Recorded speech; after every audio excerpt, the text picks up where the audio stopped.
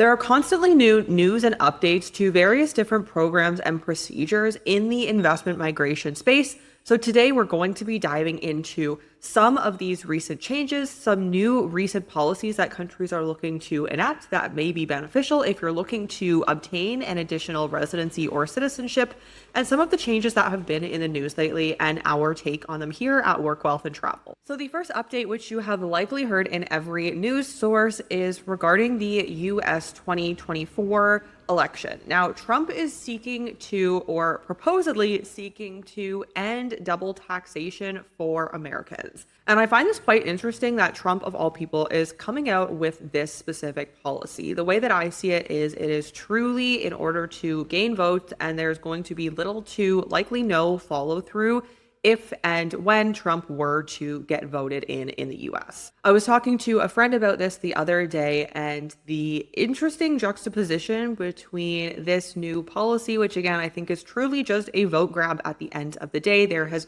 been no additional documentation or policy written around what this would look like in practice. The last time Trump was in power, he was the one that enacted the GILTI tax, which actually did mean that Americans, if they moved abroad, if they were looking to optimize their tax, pay 0% tax in Latin America, or pay 9% corporate tax somewhere like Dubai, they are still required to pay a total of 10.5% through GILTI tax. So they have to make up the difference in order to equal 10.5% in taxation. So of course, on the personal level, Americans are always filing and likely paying back into the US, but on the corporate level, it was no longer possible to pay 0% anymore through GILTI tax. There are a few stipulations depending on the owners of the businesses, but overall, it has become much more difficult, and that was due to Trump. Now, again, there is no supporting documentation or policy that is currently written prior to the election in order to support what this would look like down the line if Trump were to be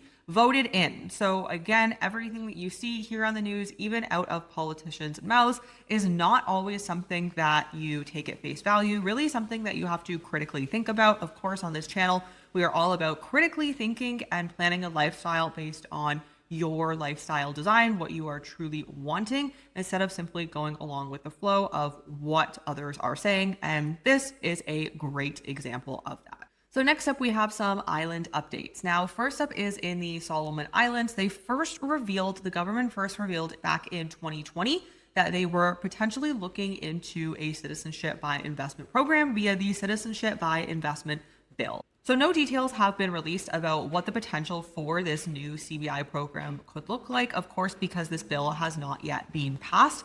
However, this is an interesting opportunity for yet another island country in the Caribbean to potentially bring decent revenue into the country through a citizenship by investment program. It is important to note that the Solomon Islands passport currently ranks 37th globally, and it has visa-free access to 134 destinations around the globe, including the Schengen area and the UK. So this is a fairly strong passport, again, depending on what your current passport portfolio looks like.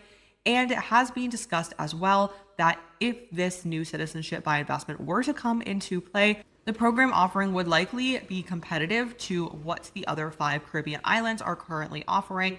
Of course, they have signed the documentation that the lowest investment amount is going to be starting at $200,000, and this would also be beneficial for the Solomon Islands if they were wanting to keep access to the Schengen area. So this is something that we have our eyes on, and we are seeing how this is going to develop, and of course, what the time frame is. These programs are always talked about, but in implementation and practice, they take much longer if they are ever even rolled out. So this is something that we are keeping our eyes on. So next up, we have an update from a few months back. Vanuatu, one of the countries that has famously had a citizenship by investment program, and infamously in the last few years has been under much more scrutiny, especially from bodies like the EU. Now Vanuatu is requiring an in-person visit in order to obtain the citizenship. So yes, while this is still a very interesting CBI program, it's not only going to be a paper application as it was in the past. You are going to need to visit the island at least once. And this reason is twofold. So the first reason is that you will need to, when you are physically present on the island, register your biometric data and facial recognition.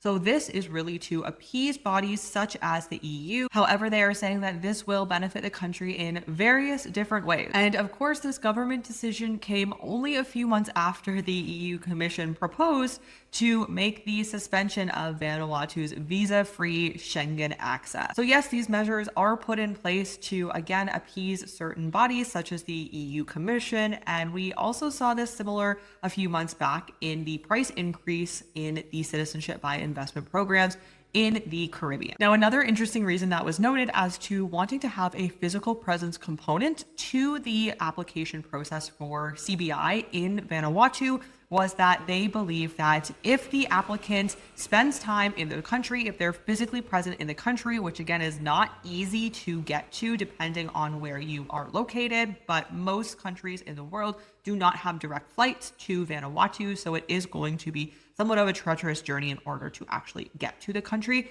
then these applicants will associate more with the country, and that will to help promote the much needed tourism in the country of Vanuatu. So while this is an interesting update, it comes by absolutely no shock to the team at Work, Wealth, and Travel. In the last year alone, but really in the last 2 to 3 years, we have seen many residency, citizenship, and even bank applications take much longer and become a more rigorous process than they have been in the past. So this is a great example of if you are interested in any program, whether it be residency, citizenship, company formation, offshore banking, now is the time to get in because, and we always say this, but it is very true. It's not fear mongering. It's just the reality of the investment migration industry.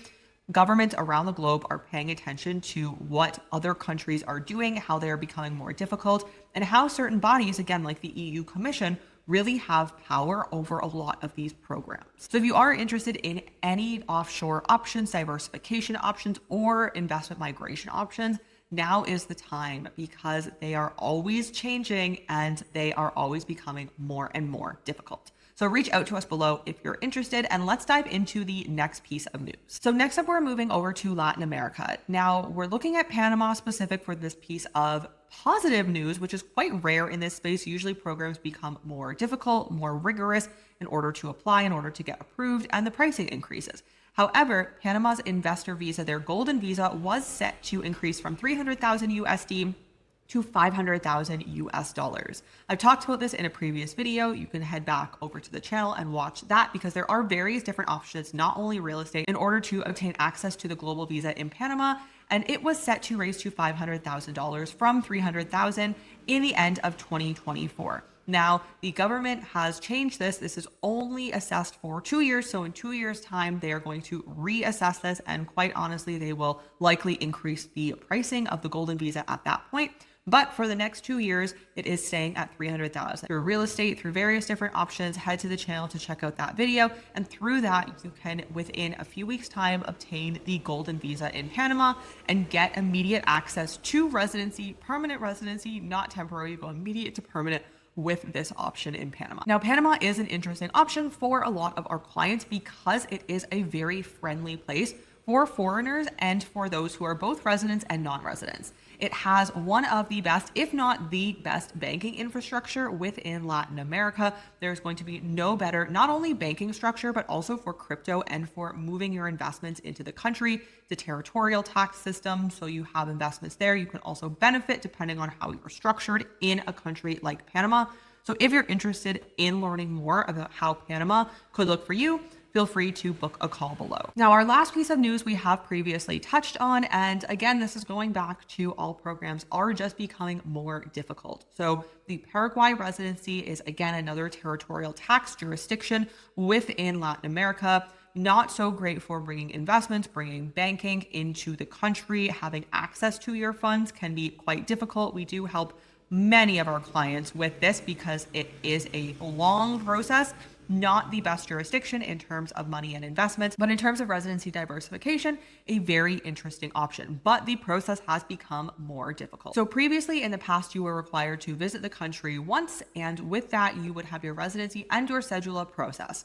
Now the residency takes one trip, and then on your second trip, you will be required to come back to the country within your first 2 years, and then your cedula will be processed. If you are looking to have the tax ID in Paraguay, then you can only have the tax ID once you have the cedula. So once you have the second trip, once the cedula is processed, which takes a few months' time on average, at that point, you will then be able to have the tax ID. It's no longer a one-trip process. The good news in this is that there is no longer a time requirement for temporary residency. So no longer do you have to be in Paraguay minimum 1 day year 1, minimum 1 day year 2, and then transition over to PR. There's no longer a time requirement, but in order to simply get the cedula and tax ID, you are going to be required to come back and to have a valid police background check as well. So that's an additional component to the process. If you are interested in any diversification options globally, whether it be investment migration, investment in new markets, crypto investments, offshore banking, residencies, or citizenship, reach out to us below. You can book a call with us,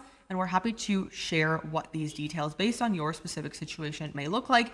And if you're interested in learning more about your global citizen diversification options, hit the video on the screen now, and I will see you there.